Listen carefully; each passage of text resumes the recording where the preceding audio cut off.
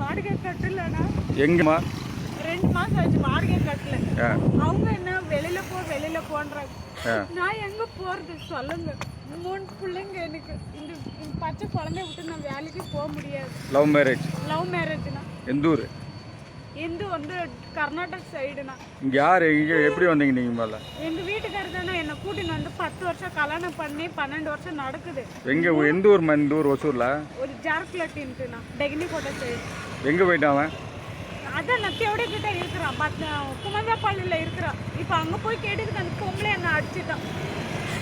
உள்ள அந்த மகளிர் ஸ்டேஷனுக்கு அங்கே போய் கொடுமா. போமா. வீட்டில் அப்பா அண்ணா தம்பி எல்லாம் இல்லையா? யாரும் இல்லைண்ணா. இந்த லவ் மேரேஜ் யாருமே வர மாட்டாங்க. இப்போ தெரியுதா காதல் பண்ண என்னன்னு?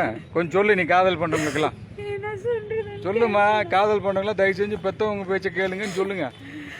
என்னவா நீ சொல்லு. நீ பாதிக்கப்பட்ட சொல்லு. கட்டினவோ விட்டுட்டானா, அத்தை மாமாவும் என்ன விட்டுட்டாங்க. இப்போ யாரும் இல்லை, அனாதை மாதிரி இருக்கிற 3 பிள்ளைங்கள போட்டுக்கணும். பெற்றவங்களுக்கு ஏன் உங்களை பார்க்க மாட்டேங்கிறாங்க அதை சொல்லுமா. அதான் லவ் மேரேஜ் பண்ணிட்டு வந்ததுனால தான் அவங்க பார்க்க மாட்டேன்றாங்க. அவ்வளோதான். 3 பிள்ளைங்க. 3 பிள்ளைய வச்சுக்கிட்டு என்னைக்கு நீ காலந்துட்டு அங்கே போய் அந்த பேட்டை வாடா. அங்கே போ. அங்கே உள்ள மகளிர் ஸ்டேஷன்